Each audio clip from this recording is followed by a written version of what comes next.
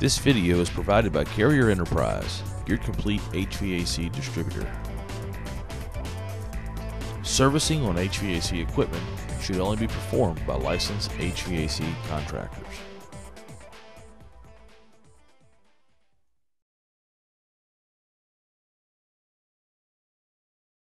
Today we're going to talk about superheat and understanding how it works. Liquid refrigerant travels through the liquid line into our metering device of our evaporator coil. As this full column of liquid hits this metering device, the metering device then meters the refrigerant in through the capillary tubes into this evaporator coil. That refrigerant, as it enters into the coil, enters in as droplets of liquid. Full column of liquid on the other side of the metering device is droplets of liquid refrigerant that are going through this coil, and as hot air comes across the evaporator coil, heat is picked up in this coil by these liquid drops of refrigerant, and that refrigerant boils off into a gas. So warm air from our return line, return air duct, comes up through our evaporator coil. Heat is picked up by the refrigerant, boiling our liquid refrigerant off into a gas, and then the air that comes out on the other side of our evaporator comes out at a cooler temperature because that heat has been absorbed. This process of picking up the heat in this coil is called superheat.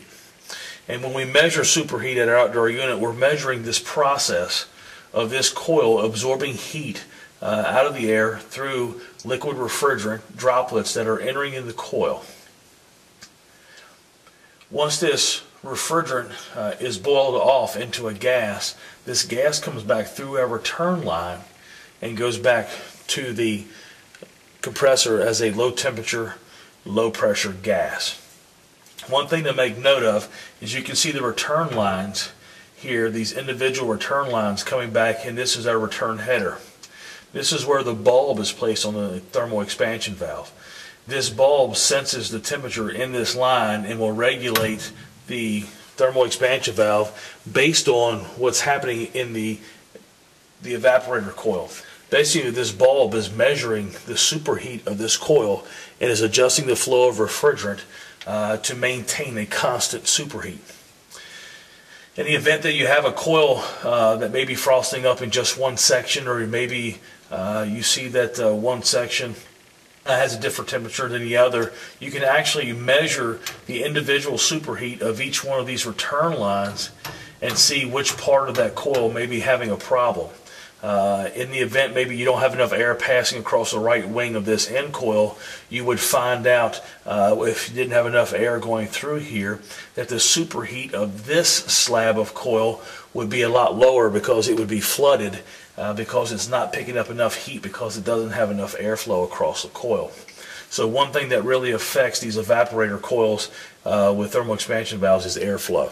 So you got to be careful to make sure that your airflow is correct. This video was brought to you by Carrier Enterprise, your complete HVAC distributor. We carry a full line of Carrier, Bryant, and Payne equipment. For more information or to find a location near you, please visit carrierenterprise.com.